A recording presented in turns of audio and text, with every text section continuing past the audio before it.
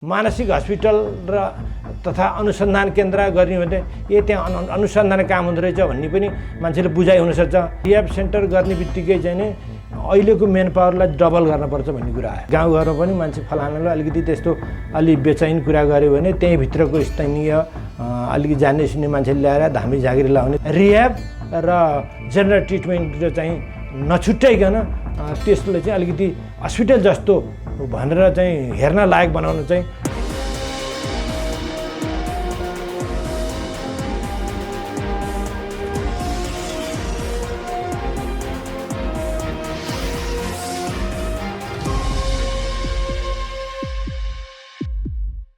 नमस्कार, मेरो नाम जयकृष्ण पौडेल।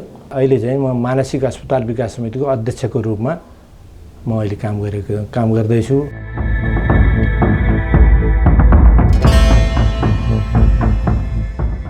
म आफू त्यहाँ अहिले अध्यक्षको रूपमा काम गर्दा नै मैले चाहिँ मानसिक अस्पताल यो यस्तो काम गरेर चाहिँ हामीले अरू अस्पतालमा धेरै हामीले अगाडि नै एवेरनेस भएको जानकारी भएको त यसमा पनि ट्रिटमेन्ट हुँदो रहेछ भन्ने कुरो चाहिँ हामीले एकदम पछि लेटाहरू हामीले थाहा पायौँ। किन भन्दा गाउँघरमा पनि मान्छे फलानाले अलिकति त्यस्तो अलि बेचैन कुरा गर्यो भने त्यहीँभित्रको स्थानीय अलिकति जान्ने सुन्ने मान्छेले ल्याएर धामी झाँक्री लाउने त्यो अवस्था हामीले देखेको र हामीले त्यस्तै सुनेको। अहिले त्यहाँ देख्दा चाहिँ किन भन्दा मान्छे अहिलेको आवरमा चाहिँ के छ भन्दा हरेक किसिमले समयमा एउटा डिस्टर्बेन्स आयो, मान्छेलाई चाहिँ हरेक किसिमको चाहिँ एउटा मानसिक चिन्ताहरू बढ्योमा चाहिँ यो अवस्था देखिरहेछ। हरेकको घरमा त्यो चिन्ताहरू छ। जस्तो बच्चा अहिलेको देशको पोलिटिकल सिनारीले पनि त्यस्तै देखाएको छ। अनि हाम्रो गाउँघरको अहिलेको एजुकेसनले पनि त्यस्तै भन्छ। किन भन्दा अहिलेको हाम्रो यो हिजोको चाहिँ हाम्रो जुन शिक्षा थियो, नैतिक शिक्षा, त्यो हटिसकेको अवस्था अहिले मान्छेहरूमा हरेक कार्यमा अनैतिक कामहरू मात्रै गरेको देखिन्छ। बच्चाहरूमा पनि अब यो हुन त डेभलपमेन्टले गर्दा हरेक क्षेत्रमा अब शिक्षा सञ्चार हरेक ठाउँ विकास त भएको छ, त विकास सँगसँगै यसले चाहिँ विकृत मानसिकता पनि ल्याएको अवस्था छ। त्यसले त सही अवस्था कसरी प्रयोग गर्ने कुनै कुरा भन्ने कुरो चाहिँ हामीले सही सदुपयोग चाहिने मात्रै गऱ्यौँ भने यो एकदम नहुने कुरा छ। विकासको पूर्वाधारै हो। त्यो नहुँदा चाहिँ अहिले मान्छे धेरै स्ट्रेस बढेको छ। बच्चाहरूमा त्यस्तै स्ट्रेस छ। हरेक कुरा यो अहिले राज्यले नै एउटा नीति नै ल्याएर चाहिँ यो स्ट्रेस म्यानेजमेन्ट गर्नुपर्ने भन्ने हाम्रो सोचाइ थियो। अहिले चाहिँ आएर स्वास्थ्य मन्त्रालयले त्यो काम गरिरहेको छ। असाध्यै सराहनीय काम भएको छ।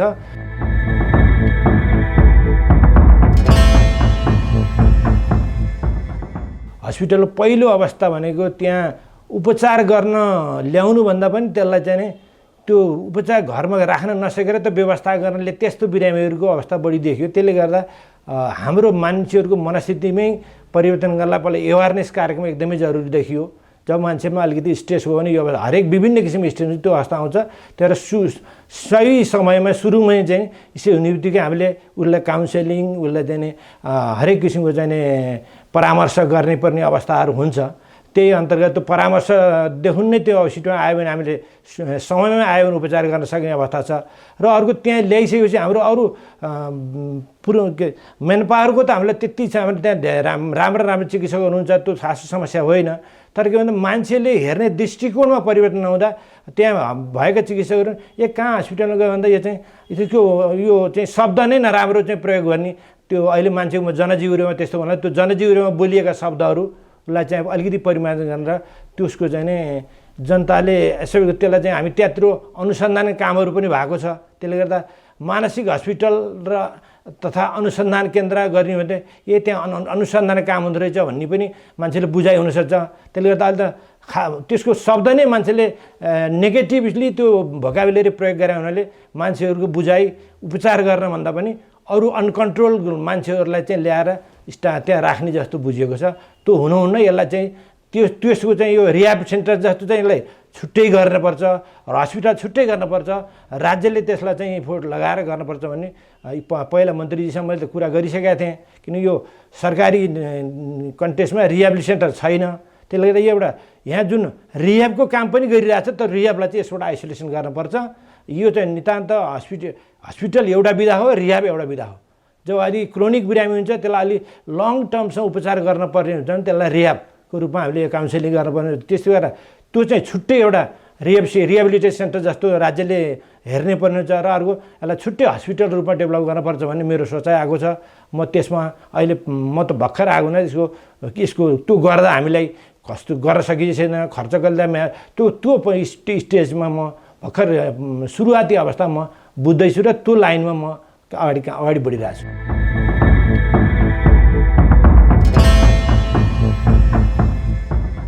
ओएनएम चाहिँ हाम्रो त्यहाँ अहिले मौजुदा पहिलेको अवस्था चाहिँ ओएनएम भइरहेछ। त्यहाँ अहिले भएको दरबन्दी हामीसँग कमी छैन, दरबन्दी, तर मान्छेको सोचाइमा परिवर्तन र भरसक त्यहाँ मान्छेहरू आउन चाहनुहुन्न। दरबन्दी छ, दरबन्दी अनुसार मान्छे नभएको र धेरै बस्न नचाहने त्यस्तो अवस्थाहरू छ।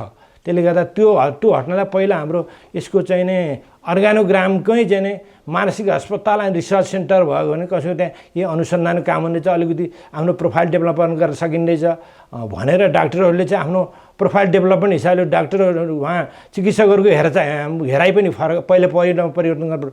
अर्को चाहिँ अहिले भइरहेको त्यो एक त त्यसको स्पेस एकदमै कम छ, स्पेसको कम भयो भने त्यही माथि चाहिँ नि हामीले क्रोनिक बिरामीहरू राखेका छौँ र अहिलेको यो चाहिँ नि स्वास्थ्य भन्दा पनि अरू हिसाबले भएको चाहिँ नि मान्छे जुन प्रहरीको हस्पिटलमा जाने र उसलाई त्यस्तो अवस्था ल्याएर एकदमै गर्न नसक्ने त्यस्ता मान्छेहरू पनि त्यहाँ आएको जस्तो देखिन्छ कि। त्यसले गर्दा हामीले त्यो कन्ट्रोलै गर्न गाह्रो हुने हामीले अहिले प्रहरी राख्ने व्यवस्था पनि गरिरहेछौँ, त्यो अवस्था पनि छ। तर त्यो होइन कि त्यहाँ चाहिँ हामीले नै बुझ्नु पऱ्यो कि अलिकति मान्छे स्ट्रेस भयो भने लङ टर्ममा योलाई भोलि उसको अवस्था धेरै दयनीय हुन जान्छ, कन्ट्रोल गर्न सकिँदैन भनेपछि सुरुदेखि नै हामीले चाहिँ चिकित्सकीय सेवा परामर्श लिनुपर्छ भन्ने पहिला एवारनेसै एकदम जरुरी छ।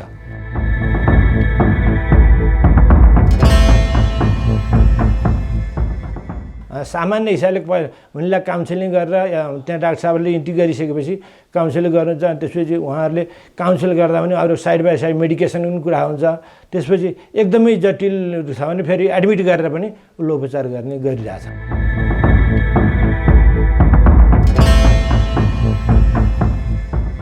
रिह्याब सेन्टर गर्ने बित्तिकै चाहिँ नै अहिलेको मेन पावरलाई डबल गर्नुपर्छ भन्ने कुरा आयो।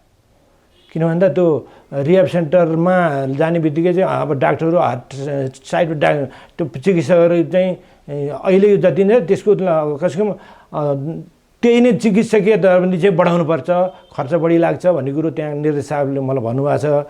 अब म यसमा कुरा गर्दैछु, तर अलिकति नजिक भयो भने कमसेकम उहाँहरूलाई नि अलिकति ओभर टाइम ड्युटी दिएर पनि गर्न सकिन्छ कि भनेर पाएसम्म अलिक नजिक। फेरि यो रिहेब सेन्टर भनेको त त्यो मेन सिटीभन्दा अलिकति आइसोलेसन ठाउँमा राख्न पायो भने चाहिँ सहज हुन्छ र हामीले त्यहाँ जग्गा खोज्ने कामहरू भएको छ चाहिँ अलिक स्पेसै हामीलाई चाहिँ सानो भएको छ। स्पेस चाहिँ अब त्यो ठाउँ त्यहीँ एकदमै प्राइम लोकेसनमा छ र त्यो विधाअनुसार चाहिँ धेरै चाहिँ नै स्पेस चाहिने। अलि उहाँहरूलाई वाकिङ धेरै पहिला त काउन्सिलिङ गर्ने धेरै मान्छेलाई त्यो धेरै किसिमको थेरापीहरू गरेर उनीहरूको स्ट्रेस म्यानेजमेन्ट गर्ने कुरा हुन्छ। त्यहाँ त त्यो एकदमै क्राउडेड एरिया छ, त्यहीँभित्रै छिर्दैमा मान्छेले स्ट्रेसमा अरू किसिमको झन् बिरामी होला जस्तो अवस्थाहरू छ क्या। त्यसले गर्दा पहिलो समस्या चाहिँ त्यसको त्यो स्पेस नै कसरी व्यवस्थापन गर्ने भन्ने नै हामीलाई एकदम चुनौतीपूर्ण छ।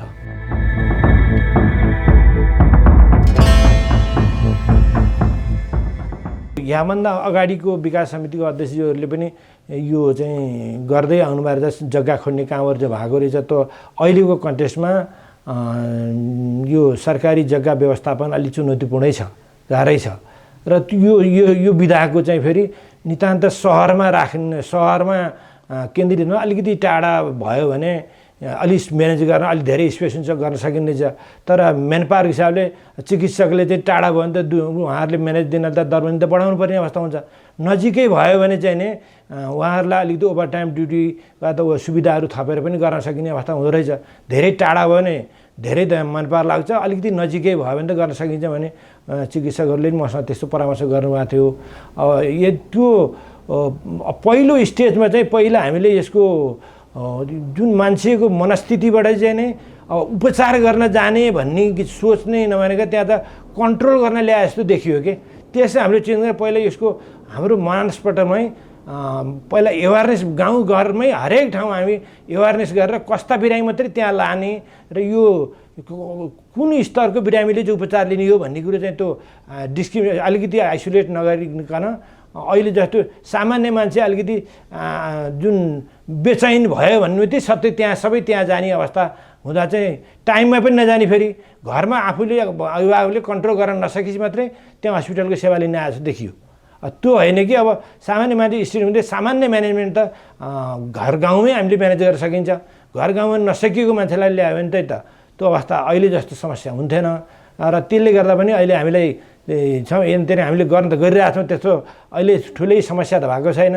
तर अलिकति देशको एउटा मात्रै स्पेसियल हस्पिटल त्यो भावना चाहिँ यसलाई चाहिँ अनुसन्धानको काम भइरहेछ, तर त्यसको बोर्डले बोल्दैन। त्यहाँ काम भइरहेछ। अब एमडीको अहिले चाहिँ त्यहाँ पढाइ पनि भयो, साइकियाट्रीको पढाइ देशभरिकै त्यो एउटा हस्पिटल हुन्छ भइरहेछ। र पनि त्यो अनुसन्धानको काम सरहरूले गरिरहनु भएको छ, र पनि हाम्रो अर्गनाइजेसन स्ट्रक्चरले त्यो काम त्यहाँ भएछ भनेर बोल्दैन। त्यसले गर्दा त्यो बोल्ने हिसाबले चाहिँ यसको एउटा त्यो उसको पहिला बोर्डमै मानसिक अस्पताल तथा अनुसन्धान केन्द्र भन्यो भने अलिकति अनुसन्धान हुने बित्तिकै यहाँ चाहिँ पढाइ लेखाइको काम हुनु चाहिँ अलिक विज्ञहरूको रहेछ, यहाँ त्यो कामको सेवा मिलिरहेछ भने मान्छेले बुझ्ने बित्तिकै सामान्य मान्छे अलिकति बेचैन हुने बित्तिकै त्यहाँ हुन्छ कि त्यहाँ अलिकति इन्टेलेक्चुअल मान्छेहरूको जमघट त्यहाँ उपचार पाइन्छ भन्ने, त्यसपछि अलिकति स्क्रिन भएर पेसेन्टहरू आउने अवस्था हुन्छ जस्तो मलाई लाग्छ। र मान्छे त्यहाँ चिकित्सकहरू पनि त्यो उहाँहरूको आफ्नो पनि वृत्ति विकास हुनाले उहाँहरूको रिटेन्सन पनि बढ्छ भन्ने मलाई लाग्छ।